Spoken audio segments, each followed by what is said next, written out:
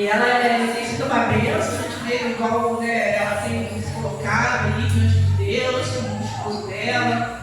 E às vezes a gente parece que é fácil, né, mas a gente chegar em uma igreja toda arrumada, toda organizada, mas não deve ser fácil para os pastores, com 2 filhos pequenos. Às vezes é muito fácil a gente olhar, poxa, a gente chega aqui, uma benção, tem cafezinho, tem bolo, amém? Eles estão sempre preocupados com os irmãos, ele está sempre preocupado, né, em trazer o melhor, né, para o Senhor, para a casa de Deus. Eles são um casal, né, que foram levantados há pouco tempo, mas vocês não se preocupem, porque a própria palavra de Deus diz lá assim: os últimos serão os primeiros. Às vezes você está 10, 20, 30 anos na igreja, está morto já. Deus já vai me dar misericórdia, já de mim, Senhor, porque tem muito tempo, mas eu não quero ser assim, não. Por isso que eu estou sempre lendo, sempre orando, sempre pedindo a Deus, e eu acredito que essa palavra é real, tá, irmão? A gente tem que estar sempre assim.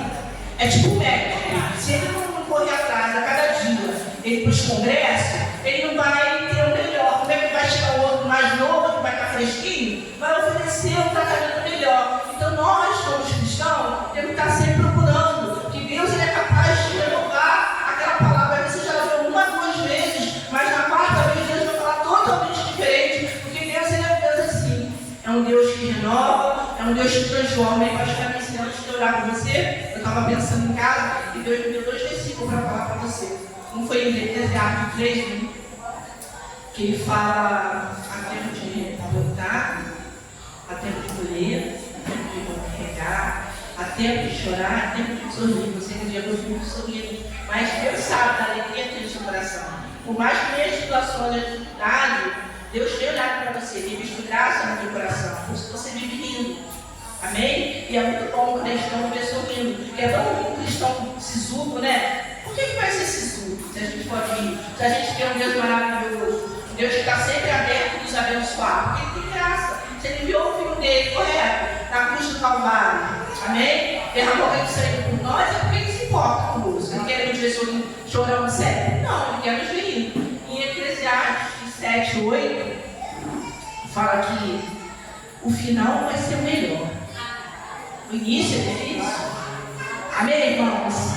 Vocês podem levantar a mão para a da pastora Alice, por gentileza? Vocês podem ficar de pé para a gente estar orando para dela? Vocês acreditam que no início é difícil, mesmo dificuldade, mas que no final ele passou por colher muitas bênçãos, muitas ovelhas, que a coroa deles não está cheia de pedras preciosas, porque são homens e mulheres de Deus que estão cuidando de vidas de ovelhas? Amém? Não importa porque eu sou mais nova, ou mais velha, ou mais nova, ele não. Nós estamos aqui para somar com esse casal, com essa igreja, e para tudo, pastor Alice, ter um propósito debaixo desse céu, para tudo. Deus colocou vocês aqui com um propósito. Deus jorrou a água do céu, Deus jorrou o óleo sobre a sua cabeça, do seu esposo, para que esse dia você estivesse aqui adorando o Senhor, porque esse dia o Senhor fez para a tua graça, para estar diante de você, te colocando onde você está, para Ele te usar com a sua voz, onde você foi aqui dentro desse lugar. Amém? Senhor Deus, Pai querido, Pai amado, muito obrigado pela nossa pastor.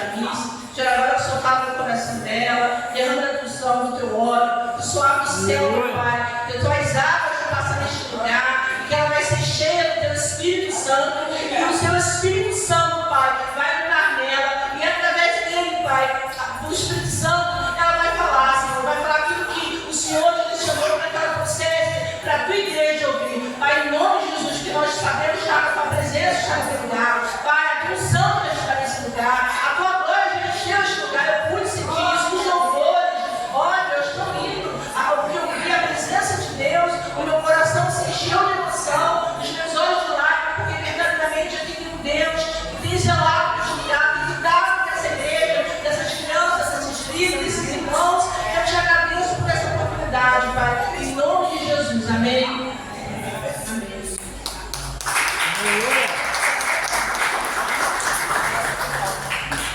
Amém, amados? Para não demorar muito, gostaria que os irmãos abrissem comigo a Bíblia lá em Mateus 25, uma passagem que é muito conhecida, né?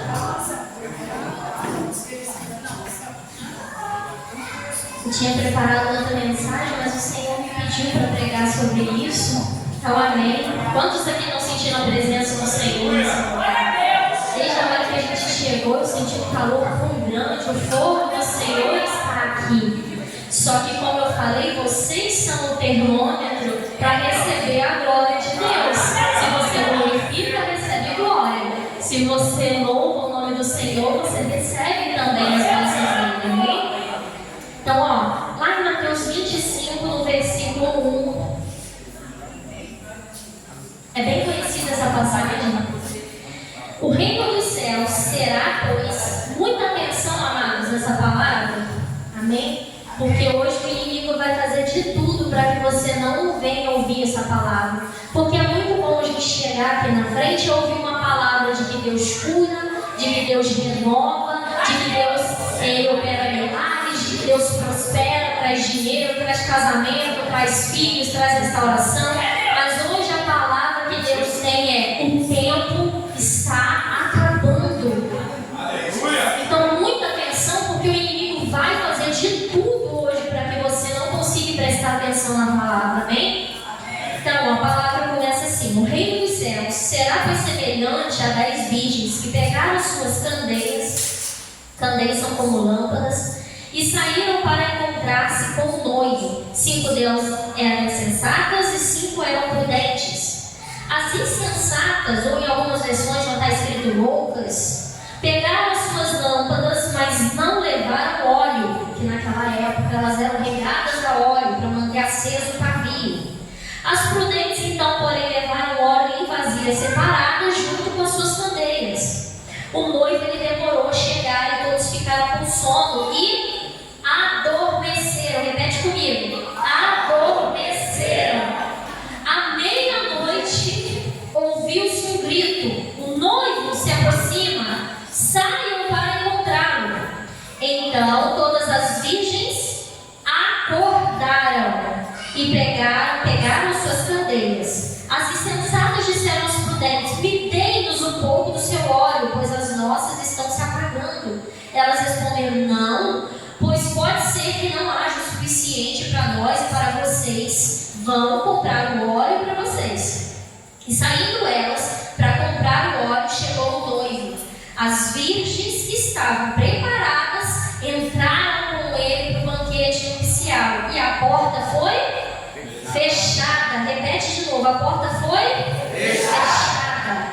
Mais tarde, então, vieram também as outras, as insensatas, e disseram: Senhor, Senhor, abra a porta para nós. Mas o que o noivo respondeu? Diga para mim em voz alta: a verdade é que não as conheço. Repete, por favor: a verdade é que não as conheço. Portanto, vigiem, porque vocês não sabem o dia e nem a hora. Amém? Pode se assentar, mas dando glória a Deus. Aleluia. Meus amados, só para vocês entenderem o contexto, porque às vezes muitas pessoas já devem ter pregado isso para você. Algumas pessoas, às vezes até que não é cristão, conhecem essa parábola das 10 virgens. Estou achando que está alto o microfone. Tá? Deixa eu ver que é tanto demais, a minha voz já é alta, né? Então vocês falam aí se estiver muito incomodando. Então olha só, a parábola das 10 virgens, que eu quero trazer para vocês hoje, rapidamente um contexto histórico, só para explicar a importância. Da última vez que eu preguei aqui, eu preguei sobre as dracmas. Eu disse para vocês que as dracmas, elas eram usadas como um colar, né, para colocar na cabeça das noivas, que era o dote que elas recebiam do noivo. O casamento judaico, ele é feito com uma série de rituais, e ele, cada passo a passo que ele tem é muito importante. Se um passo faltar, seria vergonhoso para toda a cerimônia, para os noivos, para a família dos noivos, e traria muitos problemas. É como se aquele casamento não fosse abençoado, ele não fosse um casamento que seria próspero, que tivesse ali um vínculo completo. Então, se faltasse algo, seria vergonhoso. E aqui, para quem não sabe, as etapas do casamento lá, existe ali mais ou menos em torno de 7 etapas. A primeira, eles faziam o quê? Não sei se vocês já viram na TV ou na internet. Primeiro era a preparação dos noivos. O noivo na casa dele, a noiva separada da casa da família dela. Então eles adornavam a noiva, vestiam vestidos bonitos, os pais vestiam o noivo também umas vestes como se fossem reais, né? Eles eram tratados como reis. Eles adornavam o cabelo da noiva com pedras preciosas, se não tivesse eles tinham que pedir emprestado, assim como é o ritual do casamento hoje, né? Onde as mulheres vêm com aquele vestido branco, de véu e grinalda e entram na igreja e ao som de música, de dança. E as festas deles eram muito alegres. Só que o problema é que essa festa acontecia normalmente ao entardecer à noite. E a gente está falando num período que não havia luz, não havia lâmpada dessa forma aqui, elétrica. A forma que eles carregavam a luz e tinham a luz, vocês tinham que fazer como? Colocavam dentro ali de candeias, que era um objeto preparado, você colocava óleo, e aí esse óleo pegava fogo ali, o pavio, o óleo mantinha o pavio aceso.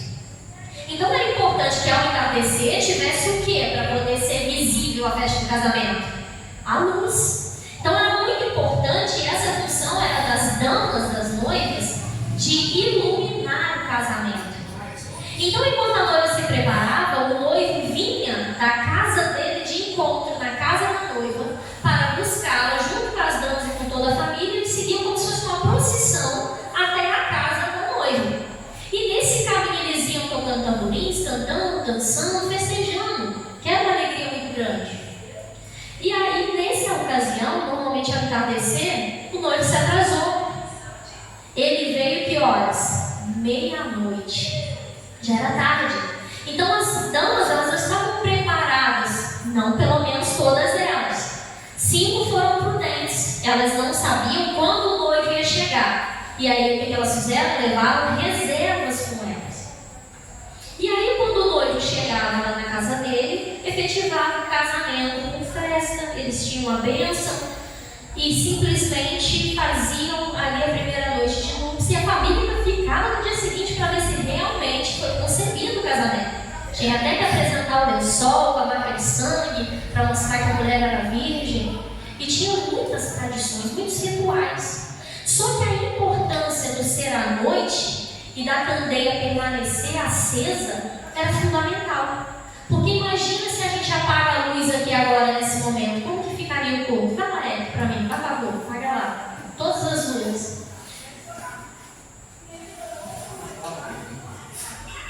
Léo, você casaria comigo no escuro? Você me conhecer?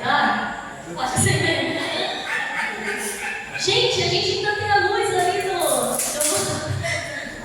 do mesmo projetor iluminando, mas naquela época eles não tinham, era a luz dos luminares da lua, isso quando a lua era visível.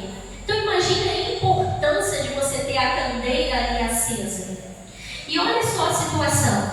O que eu quero falar hoje, dentro dessa parábola para vocês, é que o casamento, ele está simbolizado, ele tem a ver com a vinda do noivo, que é o nosso Senhor Jesus. E nós somos a noiva dele. Nós fazemos parte como se fôssemos essas virgens, somos representados por elas nessa parábola. O Senhor Jesus tinha uma forma de se comunicar com as pessoas. Ele não chegava e falava: ei, eu vou vir a qualquer momento e você tem que estar preparado. Ele contava em parábolas, contando história para as pessoas, para que elas pudessem entender a importância. E como o casamento era algo tão valioso, o Senhor mostrou para eles que a união nossa com Ele é como um casamento, ela é eterna. E o nosso noivo, ele já pagou o dote por nós, ele morreu na cruz para que nós pudéssemos ser a sua noiva. E o que ele aguarda agora é a vinda dele.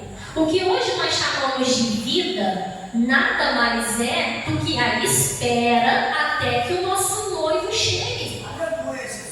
E enquanto nós esperamos, nós devemos estar preparados. Nós precisamos estar com as nossas candeias acesas. Só que olha só, o fato aqui é que nós já ouvimos isso diversas vezes e muitas pessoas duvidam da volta de Jesus. Muitas pessoas duvidam que Jesus vem. E aí que está o problema.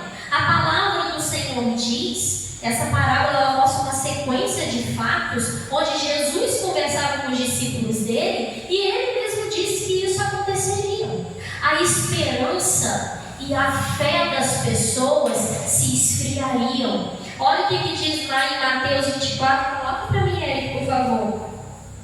Os discípulos do Senhor perguntavam a Jesus: Mestre, quando então que o Senhor virá? E o Senhor respondeu dessa forma no versículo 4, Mateus 24, 4. Respondeu dessa forma: cuidado, que ninguém nos engane, por muito virão em meu nome, dizendo, eu sou o Cristo, e enganarão a muito. Vocês ouvirão falar de guerras e rumores de guerras, mas não tenham medo, é necessário que tais coisas aconteçam, mas ainda não é o fim. Nação se levantará contra nação, reino contra reino, haverá fomes e terremotos em vários lugares. Tudo será o início das dores. Quantos aqui têm visto o jornal? Eu não assisto nem mais, porque dá tristeza de ver cada notícia.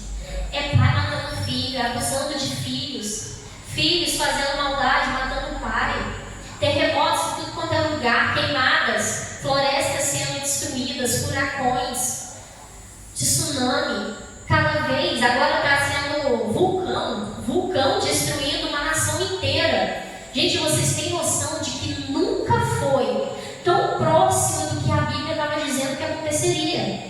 Como muitas pessoas às vezes também não sabem, na mídia não fala tanto, mas há uma possível guerra que está vindo iminente agora, onde nação está brigando contra nação. É que a gente não vê falar tanto, mas existe essa possibilidade. E lá no versículo 9 diz assim: vocês, cristãos, serão odiados por todas as nações por minha causa, desculpa. Naquele tempo muitos ficarão escandalizados, trairão e odiarão aos outros, e numerosos falsos profetas surgirão e enganarão a muitos. Esses dias, há pouco tempo, eu vi uma pessoa pegar a Bíblia e escrever símbolos aqui de seitas dentro da Bíblia, e uma mulher que era de um gênero indefinido rasgou a Bíblia por completo na frente e falou que isso daqui não deve ser um manual a ser seguido, pois ela tem preconceito contra a vida das pessoas. E Deus sabe de todas as coisas, porque o sol nasce para todos. Ele fez isso para todos, para os bons e para os maus, para os justos e para os injustos. E a palavra do Senhor, ela é viva e eficaz, ela é para todos. Deus ama todos, até mesmo essa que foi lá e rasgou a Bíblia na frente, Ele ainda ama. Só que a gente tem que fazer a nossa parte. E qual que é a nossa parte? Fazer isso que eu estou fazendo aqui, pregar a palavra do Senhor. Porque quanto mais você ide no mundo e levar a palavra do Evangelho, mais pessoas conhecendo a palavra, o Senhor mais rápido voltará para nos salvar de toda essa situação que Ele mesmo fala que vai acontecer. E no versículo 12, devido ao aumento da maldade, o amor de muitos se esfriará. Mas aquele que perseverar até o fim será... Gente, mas é muito difícil perseverar. Você vai numa igreja onde o pastor está vendendo lencinho para você ser curado, querendo o seu dinheiro. Você vai numa igreja que você tem que ficar caminhando numa fileira de sal, porque dizem que aquilo tira o demônio de você. Você vai em igrejas onde o pastor trai, onde o pastor rouba. E aí como que você vai falar para as pessoas que estão na rua: ei, aceita Jesus? Porque é muito bom. Os próprios crentes estão aqui hoje na igreja frios, querendo sair porque não aguentam mais chegar na igreja todo domingo, receber ali uma unção, uma glória como foi hoje, maravilhosa a presença de Deus, e ir para casa e continuar acontecendo tudo normal. Marido brigando, filhos trazendo problemas, se drogando, se afastando da presença de Deus. E aí a pessoa: meu Deus, até quando eu serei crente assim? E a gente só quer ver os benefícios, e a espera está sendo difícil, está sendo longa. Mas agora, olha só, tínhamos 10 virgens, quantos dormiam? 10. Quantas dormiam? Tem gente que errou.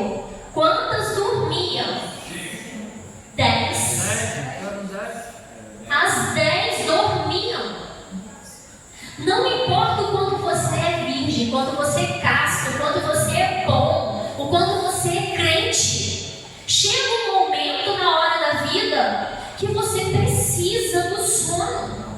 O sono, seja ele fisiológico, porque o cansaço vem uma hora, como também pode ser interpretado na Bíblia, como um sentido figurado, como uma dormência ali, como uma dormência espiritual, que é o que estava acontecendo com essas virgens. Elas simplesmente estavam cansadas de esperar quem? O noivo. Quantos aqui na igreja já passaram por um momento de dificuldade ou de cansaço espiritual? Quantos aqui pensavam em desistir da igreja, ou quando já talvez desistiram de seguir a Deus? Às vezes por problemas pessoais, às vezes por traições, às vezes por amargura da sua alma que diz para você que você não vai conseguir. Eu sempre conto meu testemunho porque eu não tenho mais dor quanto a isso, mas eu sempre falo, quando eu perdi o meu filho, eu senti uma dor muito grande e na minha alma ela gritava e a minha vontade era de simplesmente largar tudo. Porque a promessa do Senhor para mim foi: você terá filhos. E aí eu engravido e eu perco. A vontade era de sumir da igreja. Mas existe uma coisa, a candeia precisa estar acesa para iluminar as trevas. A palavra do Senhor diz que eu sou amada, eu sou filha. E que também o sol nasce para todos. O terremoto, quando vem, ele abala todas as casas. A queimada, quando vem, ele queima toda a mata. Ela não deixa uma ou outra árvore em pé. E ainda assim, quando ocorrem esses milagres de simplesmente o mal vir para todos e você se livrar, é uma ocasião especial ou outra. Então, no mundo tereis aflição, diz a palavra do Senhor, mas tenha bom ânimo, porque eu venci o mundo. Amém? Então, no caso, as 10 virgens estavam com sono e dormiram. E isso acontece no mundo de hoje, dentro da vida cristã. A gente não está livre do perigo. Você não tem que aceitar Jesus e vir na igreja para se livrar do mal. Mas você tem que saber que se o mal vier, você tem que ter a luz o suficiente para quando acordar, aquele seu sono não esteja afetado. E o noivo chegou, você poder abrir a porta e ceiar com ele, festejar com ele, adentrar dentro do casamento com ele. Mas o problema é se você não tiver azeite suficiente para, ainda enquanto dorme, ainda no momento de dificuldade, ainda no momento de sono, levantar, despertar e enfrentar o mal de frente. Porque se você não está forte na fé, quando vem o terremoto, sua casa cai. Quando vem a traição, você cai no chão. Quando a doença vem, você cai na cama. Só que você cai na cama fraco. Você não cai com o Senhor Jesus ali te protegendo, te reerguendo.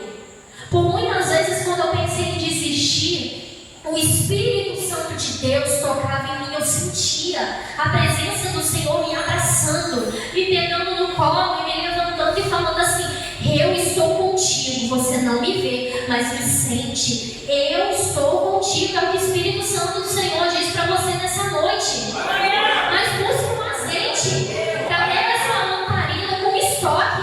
Agora, como que você vai fazer isso? No meio do sono, no meio do cansaço, não dá. Não dá. Você tem que fazer antes que o cansaço, antes que o sono, antes que a doença te pegue, para que você tenha azeite o suficiente. O sono, então, ele vem para todos: para o crente, para o ateu, para os videntes, para os loucos, para os insanos. Só que nós não estamos subordinados a ele, porque Deus tem autoridade para nos despertar. A Bíblia fala e conta a história lá com Lázaro, que com todos quando achavam que Lázaro estava morrendo, estava morto, né, já, o que o Senhor Jesus falou? Lázaro, dorme. Está num sono profundo. Porque o Senhor, ele tem o quê? Autoridade, poder, até para quando você estiver morto, até para o câncer que o médico falou que não tem cura na sua vida, até para o marido que te traiu, até para o emprego que você perdeu, até para a ente querido que te sustentava e simplesmente foi levado. Não importa qual seja o seu problema, mas o Senhor, Ele pode curar. Ele pode ressuscitar mortos. Ele pode fazer andar sobre a água. Se o fogo vier, diz a palavra do Senhor que Ele não vai te submergir. Ele não vai te consumir. Então tem que acreditar na palavra de Deus. E as 10 virgens estavam aonde? Na casa da noiva. Eles estavam onde? Como vocês estão aqui hoje, na igreja. Mas a palavra do Senhor diz que quando Ele vir, a mesmo se 5 tiverem, 10 estiverem dentro da igreja, 5 serão levados, 5 vão ficar. Quando o Senhor Jesus voltar, não é critério para Ele quem vai subir diante do trono da graça, quem é crente. Mas é como aqui nas virgens, é quem tem azeite, é quem está preparado, é quem está vigilante, é quem ora, é quem busca, é quem dobra os joelhos no chão e fala: Senhor, estou aqui, Senhor, eu não tenho mais forças, eu preciso de Ti, Senhor, me ajuda a caminhar no Teu caminho. Eu não sei qual que é o caminho certo, mas o Senhor ilumina, o Senhor ali Ele dá a luz, mas você para isso tem que ter o azeite. Amém? Há então uma necessidade de dormir às vezes. Não importa o quanto a gente serve ao Senhor, não importa o quanto sejamos fiéis a Ele, o sono às vezes em condição extrema do nosso corpo, ele vai chegar para todos. Mas para a aplicação da parábola aqui, a gente está falando de um sono espiritual. A gente observa que em momentos da nossa vida esse sono ele vem.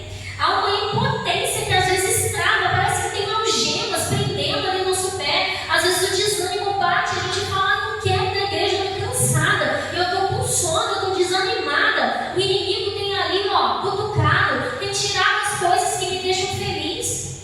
Gente, o inimigo sabe o que é que te deixa feliz. Ele sabe o que te irrita.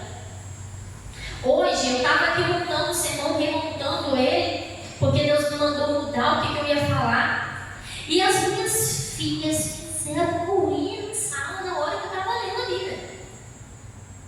E o marido ajuda também, ao invés de ler. Aí do nada eu estou lendo, aí eu vim: o reino dos céus será, pois, semelhante a Abraão. Meu Deus, que é isso? Misericórdia!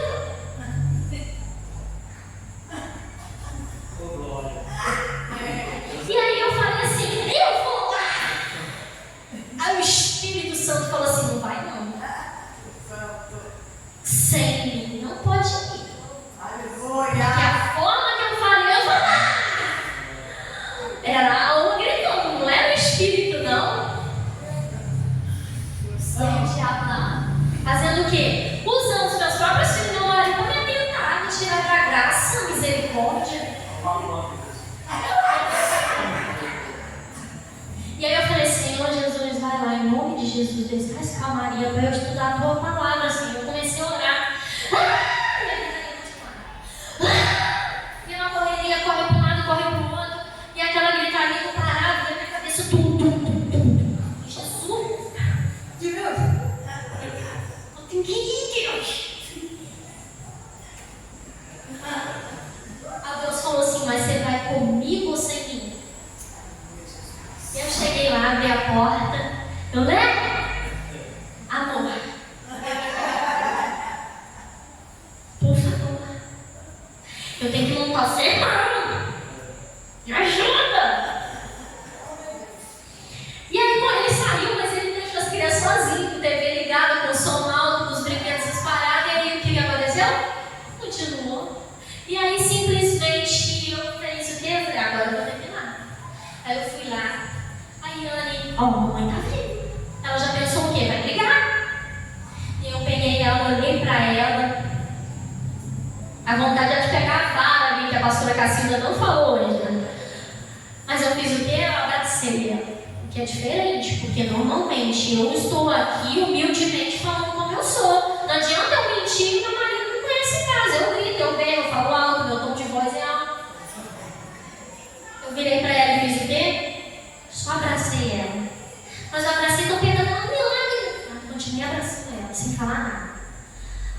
falei assim: em nome de Jesus. Aí ela ia falar: em nome de Jesus. Espírito Santo de Deus, age na vida da minha filha. Eu rejeito que o inimigo use ela para me atrapalhar a falar da tua palavra essa noite. Amém, Anne? Ela: amém. Respirou fundo, ela acabou fechada. Ela queria também falar algo comigo e brigar e gritar, porque quando você dá um tom, a pessoa vai retribuir na mesma maneira. E aí ela me abraçou e falou: te amo, mãe, desculpa. Eu falei: eu desculpo você. Eu fui lá, abracei a Elis, falei a mesma coisa e parou. Até ela acordar de novo, porque depois voltou. Acho que eu tinha que ter abraçado ela também para Deus profetizar, mas amém. E aí elas ficaram calmas e eu falei assim: Deus, o quanto nós erramos todo dia. Eu falo isso para os meus alunos lá na autoescola, que quando você dirige, não pegue o carro achando que você vai se livrar dos seus problemas. Aí eu vou tirar a carteira, Mise, porque eu vou parar de andar de ônibus, eu vou ter o meu carro próprio, eu não vou chegar atrasada no serviço, eu não vou mais perder a entrada no serviço porque o ônibus não teve horário. Então, você que pensa. Aí eu conto para os alunos assim: quem te falou que vai ser assim? Sabe o que vai acontecer? Hoje você perdeu o ônibus por quê? Ah, o pneu do ônibus furou. E aí eles mataram o horário. Eu falei: mesmo? Você sabia que o pneu do carro também fura? Só que sabe qual que é o problema agora? Não dá para você pegar outro ônibus ou um Uber. Você tem que pegar, abrir o porta-malas do seu carro, pegar a chave de roda, pegar o seu pneu, trocar, sujar as mãos para trabalhar. A vida não é fácil e o cristão também não é.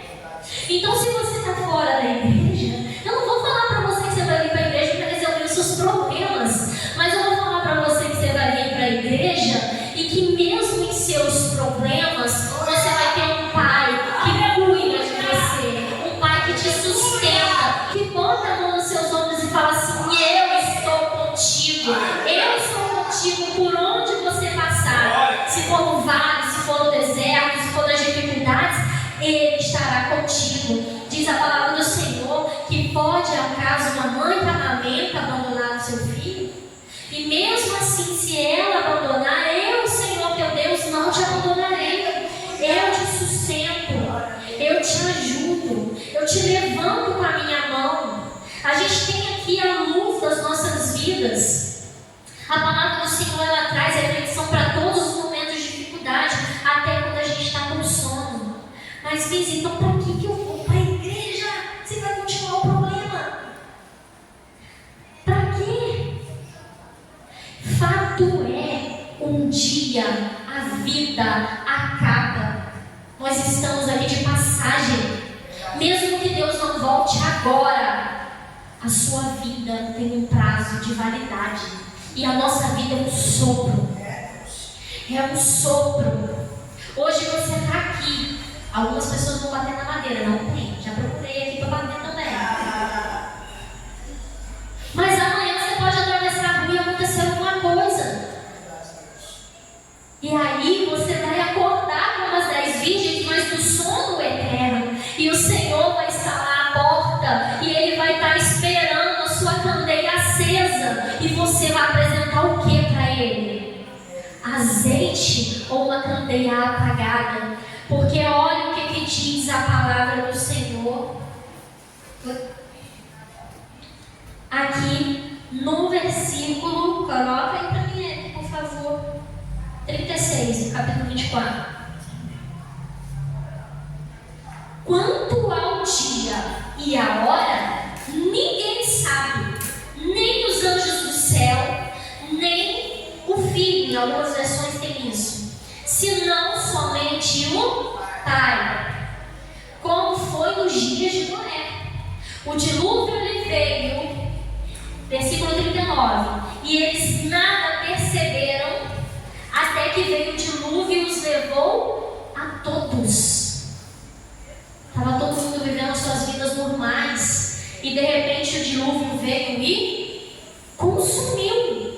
O dilúvio matou todos, só salvou a família de Noé na arca e os animais. E a arca foi cheia de animais porque muitos que estavam ali não aceitaram a Jesus, desculpa, a Deus. Eles simplesmente não andaram no caminho que deveriam. Estavam ali pecando. E por que o Senhor decidiu destruir a terra? Por causa dos muitos pecados do homem. Então quem traz a maldição, quem traz as doenças, quem traz as dificuldades, os problemas, somos nós. E nós devemos reconhecer a nossa autorresponsabilidade. Se hoje eu sou obrigada todos os dias a pedir a minhas filhas que fiquem quietas, é porque eu sempre grito com elas. Então como eu vou pedir a minha filha para parar de gritar se eu primeiro não der o primeiro passo e parar? Então, por exemplo, uma mãe que só bate é porque com certeza na vida dela ela só apanhou. Como que você faz então para mudar essa história? Para mudar todo esse quadro? Você faz a diferença. O sono e o cansaço vieram, mas 5 pensaram que o noivo pode demorar. Então o que eu vou fazer? Eu não sei a hora que o noivo vai chegar. Então eu vou preparar uma botijinha de óleo e vou levar comigo. Se ele demorar, eu já estou preparada. Hoje, se as minhas filhas gritarem, o que eu faço? Aquela história, conta até 10. Às vezes tem que contar até 1000. Tem que fazer. Às vezes é algo necessário que você não quer fazer, mas precisa. Você quer amor? Plante amor. Porque quando você continuar plantando brigas, vai receber brigas.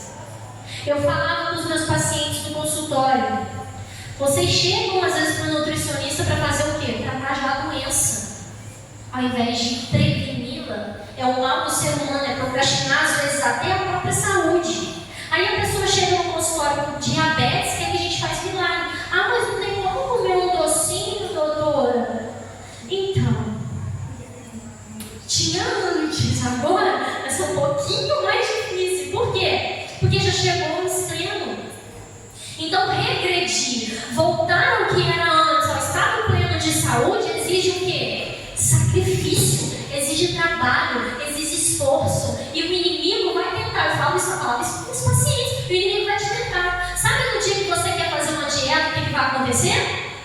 A sua amiga vai chegar para você comendo um bombom na hora do almoço, dizendo que não teve tempo para poder fazer a comida, e vai te dar o quê? Quer?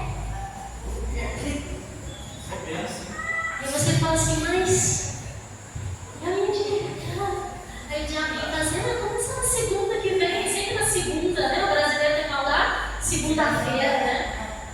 Não, segunda começa de novo. Um bombom não vai fazer mal, mas para quem tem diabetes, não. Então, busque a saúde, busque a Deus antes de vir a doença. Antes que o Senhor bata.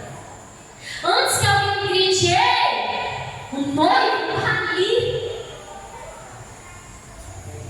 Você deve buscar guardar o seu azeite.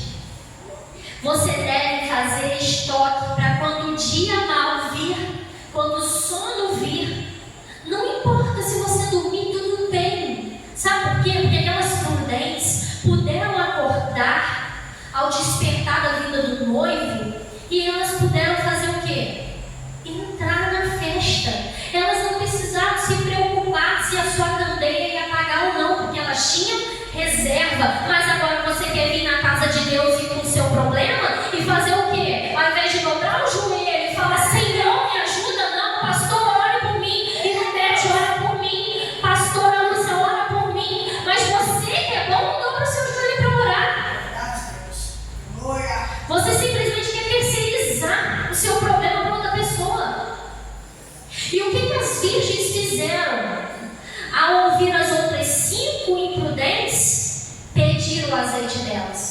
disseram? Não. Parece às vezes meio egoísta de ouvir isso. Mas a salvação é individual. Cada um com seus problemas. Se você quer continuar tendo a famosa síndrome de Gabriela, eu nasci assim, eu vou morrer assim, você vai continuar assim e vai morrer assim. Só que a consequência da sua morte, do seu não conserto, da sua imprudência, de você não buscar a Deus quando há necessidade, de você buscar a Deus quando há também gratidão, é simplesmente que o versículo 51 lá, Mateus 24 diz: Ele punirá severamente e lhe dará lugar com os hipócritas, onde haverá choro e ranger de dentes. Com o Senhor tem alegria, tem festa, porque o noivo, ao chegar, ele não vai simplesmente pegar só a sua luz e usar do seu corpo para receber adoração, porque é o que vamos fazer no céu. Nós vamos chegar lá e dizer: Santo, Santo, Santo, Santo é o Senhor dos exércitos. Mas Ele não quer só receber a sua adoração, Ele não quer só receber o seu louvor, Ele quer uma união contigo. Ele vai te dar luz de ouro, Ele vai te dar vestes santas. Você vai fazer parte de um casamento com Deus. Você simplesmente pode às vezes nem saber o que é esse casamento, porque hoje o casamento no mundo atual está corrompido e as pessoas falam assim: o quê? Eu vou casar? Deus me livre! Todo casamento que eu vejo, o marido trai a mulher trai o marido, a mulher tem um monte de filho, trabalha, chega cansada, não consegue fazer as coisas. Mas com Deus é diferente. É um casamento onde Ele vai cuidar da noiva, Ele vai te colocar ao lado da direita dele, Ele vai te fazer como irmão de Jesus, Ele vai te chamar de filho. Deus não quer simplesmente uma relação de abusar da sua bondade, não. Ele quer uma relação de troca, Ele quer uma relação de filho, onde o pai entrega tudo para o filho e às vezes não ganha nada em troca. Essa é a relação que Deus tem contigo. E Deus é tão bom, tão bom, tão bom, que Ele não cobra essa candeia todos os dias acesa, não. Ele só vai cobrar lá. Lá você vai ter que apresentar para Ele. Como estão as suas reservas nessa noite? Pare para refletir um momento. O azeite ali representa a sua preparação espiritual, a presença do Espírito Santo na sua vida. Quanto mais preparado você tiver, quanto mais azeite você tiver, mais fogo, mais mover do Espírito Santo acontecerá na sua vida. Como eu falei aqui hoje, a comunhão, o casamento de Deus contigo, quem faz esse termômetro é você. Se você o adora, se você o louva, se você o busca, a luz vai permanecer acesa na sua casa, na sua candeia. Você então tem que usar o seu tempo para invocar o nome do Senhor. Adora a Deus a todo momento e não só no dia mal. Se hoje você levantou, acordou, respirou, Senhor, obrigado. Obrigado porque eu tenho ar, eu posso respirar. Enquanto muitos hoje não acordaram, muitos estão no hospital, muitos estão enfermos, muitos não conseguem nem respirar por conta própria, precisam de aparelho. Ao se alimentar, Senhor, obrigado pelo alimento. Às vezes nem é a comida que você acha digno para a tua vida. Às vezes você tem um arroz e um feijão, mas amém. Glória a Deus, porque você tem um alimento, enquanto muitos estão na rua precisando, enquanto muitos estão lá passando fome. Lá na África nós vemos, nem muito longe, na parte do Nordeste do país, por mais que ainda fala que nosso país é desenvolvido, tem muitas crianças lá morrendo de fome. Quando eu fui lá em Vitória da Conquista fazer missão com meu pai, no Vale de Jequitinhonha, vocês têm que ver que lugar é aquele, gente. As pessoas não têm luz dentro de casa, as pessoas não têm água encanada, tem que juntar no baldinho para tomar banho. Quando você vê situações como essa, você pensa: meu Deus, eu tenho água no meu chuveiro. Quando meu chuveiro queimou lá em casa, a gente teve que tomar banho de balde quentinho. A minha filha já não gosta de tomar banho, ainda mais de balde.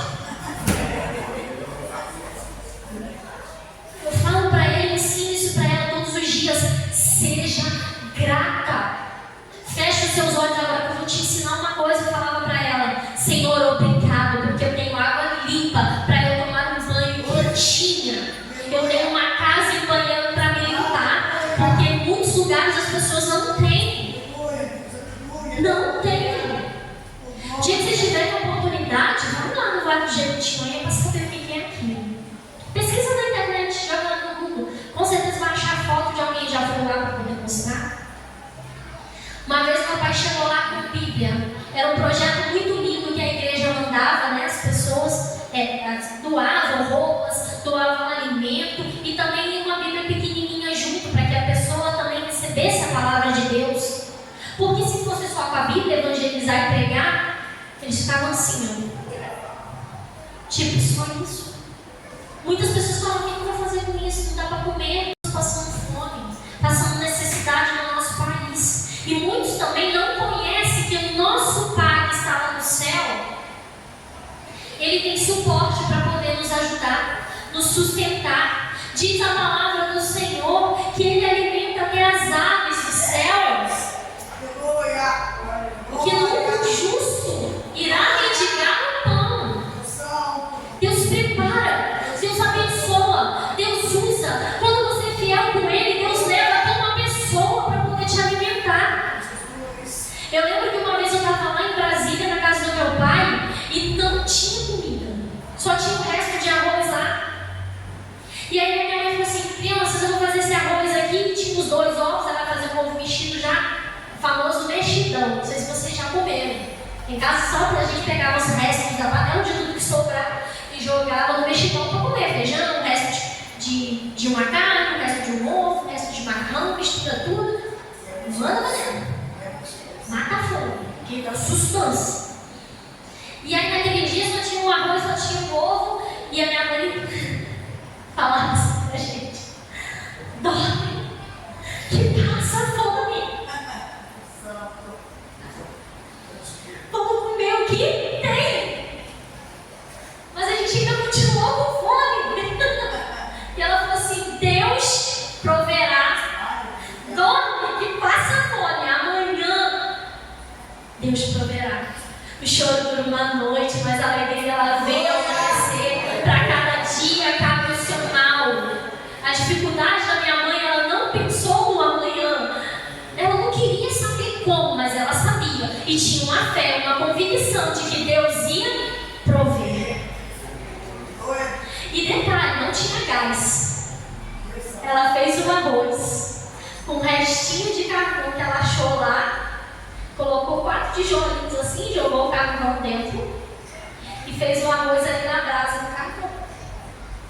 E aquele dia ficou marcado para sempre na minha vida, não pela fome que eu senti, não, mas pelo poder sobrenatural que eu sei, porque no dia seguinte, no início da manhã, chegou o caminhão do gás, cantando a musiquinha lá, tocou a campainha.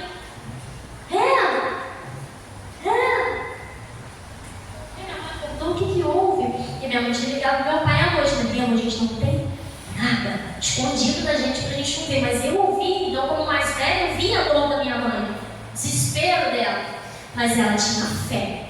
E aí, quando simplesmente bateram na porta, era o caminhão do gás. Olha, me pediram para entregar o gás aqui pra senhora. Aí minha mãe, graças a Deus, o Riano comprou e eu vou entregar. Pensou.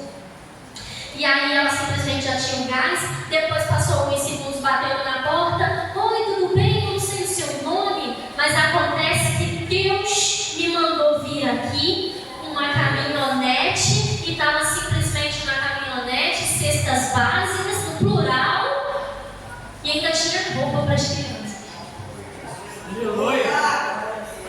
Gente, vocês não estão me entendendo. Deus me mandou vir aqui e trazer a provisão. Isso não é para qualquer um, não, é para quem tem fé, é para quem sabe, é para quem reconhece que na Bíblia existe um Pai, existe uma palavra que os justos não mendigará o pão. Ele nos alimenta. Creia na palavra do Senhor. Eu não sei qual é a sua dificuldade, eu não sei qual é o seu problema. O nosso é o alimento, o nosso é a comida, mas Deus proveu. E se não provesse também, amém. Porque a certeza que eu tenho hoje é que se um dia eu passar fome e eu morrer, porque eu não tenho alimento, eu quando renascer com Cristo Jesus na glória, eu estarei ao lado do Pai. E lá eu não terei dor, lá eu não sentirei fome, lá eu não sentirei frio.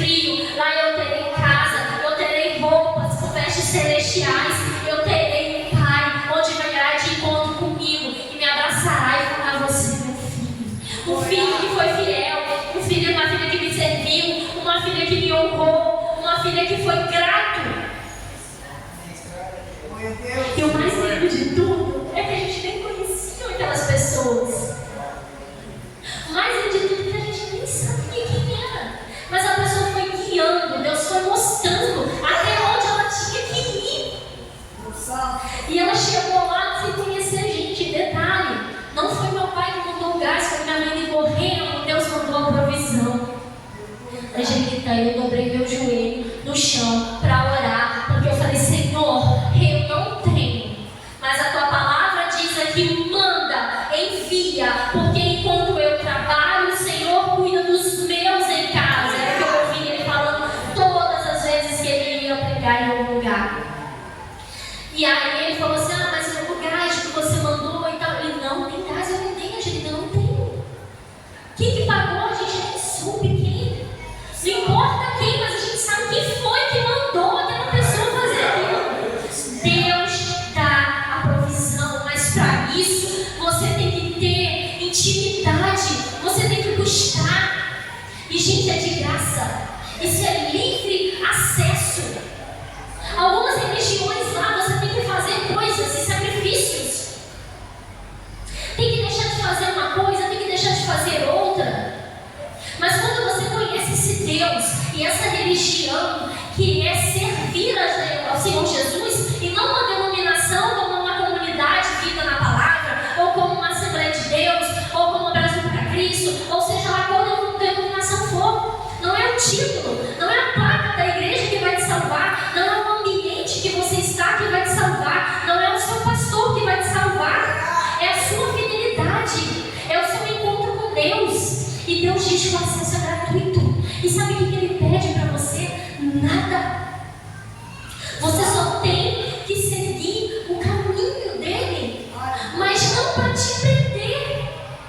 Deus não quer que você vá para a igreja para não se divertir, para não beber, para não fumar, para não poder ir para o baile, para não ir poder para bagunça. Não. Deus quer que você siga o caminho de retidão para que você tenha saúde.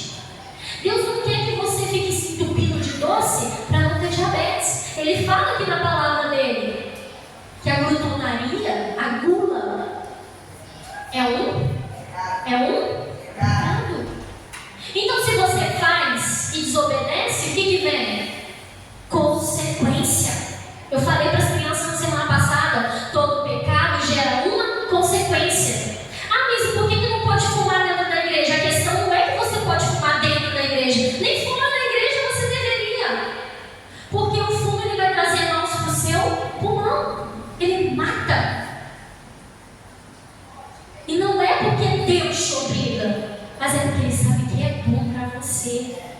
Então quando você vem para a igreja, às vezes você está ali com a sua candeia vazia, mas ainda há tempo, de você buscar o azeite. Mas eu estou bebendo, não consigo parar de beber.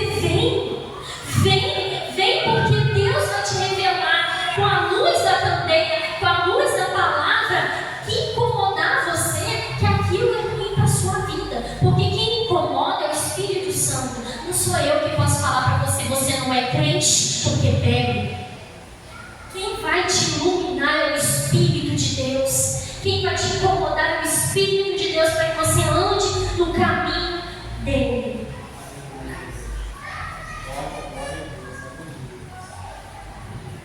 Aleluia. Glória a Deus. Glória a Deus. A palavra do Senhor diz no versículo 42 de Mateus 24, né? 42. Portanto, vigiem, porque vocês não sabem em que dia virá o seu Senhor, mas entendam isso: se o dono da casa soubesse a que hora da noite o ladrão viria, ele ficaria de guarda e não deixaria que a sua casa fosse arrombada. Assim, vocês também precisam estar preparados, porque o Filho do Homem virá numa hora que vocês menos esperam. Ainda diz a palavra do Senhor lá me perdi aqui, mas que o Senhor vai vir como um relâmpago. Ele virá simplesmente como um relâmpago. Amém, está no versículo 27. Vai ser rápido. Não vai ter tempo de alguém gritar: ei, corre, compre azeite. Não vai ter tempo. Então aproveita que ainda há esse tempo. Não espere alguém gritar: ei, o Senhor está voltando, para você ir buscar azeite. Busque agora. Não seja imprudente, não seja louco. Esteja preparado para quando o Senhor voltar. Esteja preparado. E o que você precisa para buscar esse azeite? O que você precisa para ser cheio do azeite? Aceita Jesus. Confie nele. Busque a palavra dele. Vice, mas eu não sei ler a Bíblia, não entendo. É para isso que a gente tem nosso curso aqui, ó. Para isso que Deus abençoou e deu vida aí aos pastores para poder trazer cursos e ministrar a palavra. Eu fiquei muito triste na sexta-feira porque viemos só 3 pessoas estudar. E a palavra foi tão boa, foi tão eficaz nas nossas vidas. Porque, gente, eu tenho estudo. Eu já fiz pós-graduação. Eu já fiz vários cursos de discipulado. Mas nunca é tarde ainda para aprender algo. A gente tem que aprender a reconhecer que a gente não é detentor de todo conhecimento.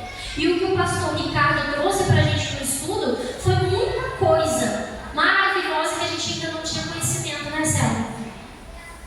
A Lúcia estava aqui também, viu o quanto foi bom a gente receber toda aquela palavra.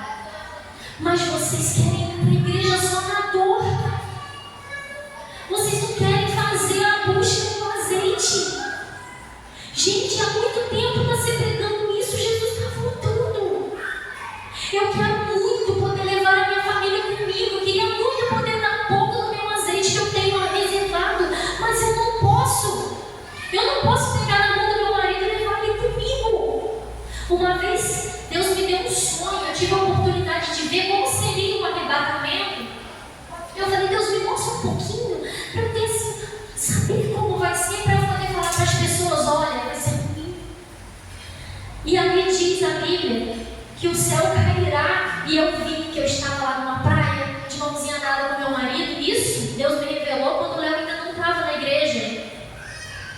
E quando eu estava caminhando com ele de mão dada e minha filha no meio, só tinha a Yane, a gente caminhando, de repente veio um estrondo. E aí eu olhei no céu e meteoros caindo e a terra tremendo. As pessoas começaram a correr, eu fiquei olhando lá para aquela bola de fogo descendo, mas eu não me preocupei. E aí de repente eu comecei a receber uma sensação de leveza. Sabe quando você está boiando na água da piscina? Você está de costas ali, se desligado do mundo só, flutuando.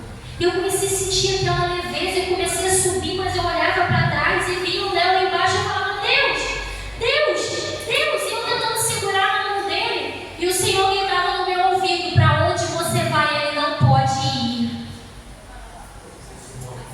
E aí eu acordei e falei: só que a gente não sabe como falar, né? E eu falava assim: para de beber essa desgraça. Busca Deus. Você vai morrer, vai pro inferno. Não é assim, gente. É com amor. O mesmo amor que o Pai tem por vocês, entregue às pessoas. A Bíblia diz que você deve cuidar, amar o próximo como a você mesmo. E aí vem o julgamento das nações. Lá no versículo 31 de Mateus 25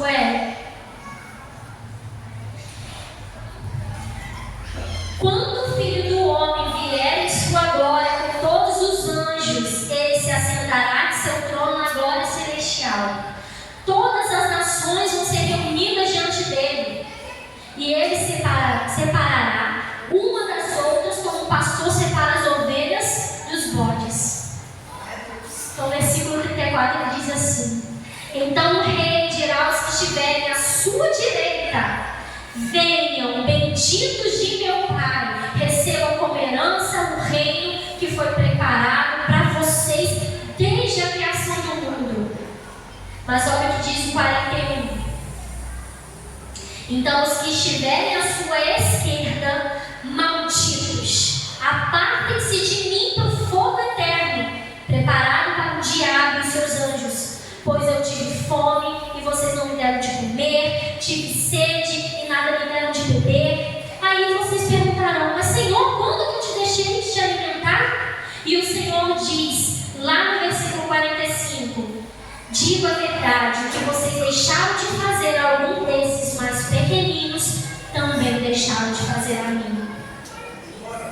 Então não adianta só buscar a Deus, encher o seu azeite e não ir para pregar a palavra de Deus, não vir buscar conhecimento e vir estudar a palavra para levar a mais gerações. Você tem que ser cheio até transbordar. Você tem que ser luz para outras pessoas.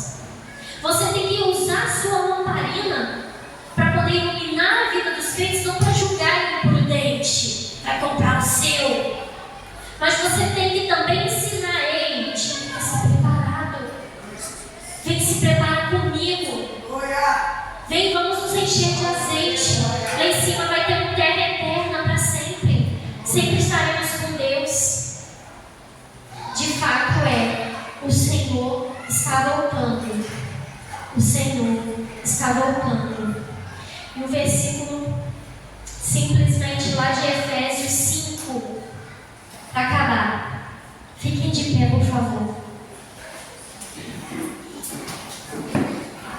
Efésios 5, versículo 13. Guarde essa palavra no seu coração. A sua vida é um sopro. Hoje você está tendo a oportunidade de receber a palavra de Deus, mas pode ser que amanhã você não acorde e não seja somente um sono de cansaço, mas pode ser um sono eterno, e aí será tarde demais. Em Efésios 5, versículo 13 e 14 diz assim: mas tudo que é exposto pela luz torna-se visível, pois a luz torna visíveis todas as coisas. Por isso é que foi dito: desperta, ó tu que dormes, levanta-te dentre os mortos, e Cristo resplandecerá sobre ti.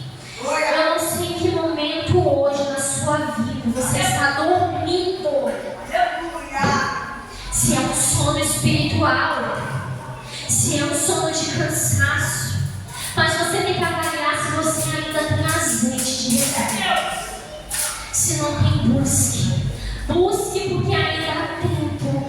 Busque porque você ainda tem tempo. Mas pode ser que em breve Deus vai aparecer no trono de glória dele, e ele descerá para buscar os seus justos, e talvez você não vá com ele.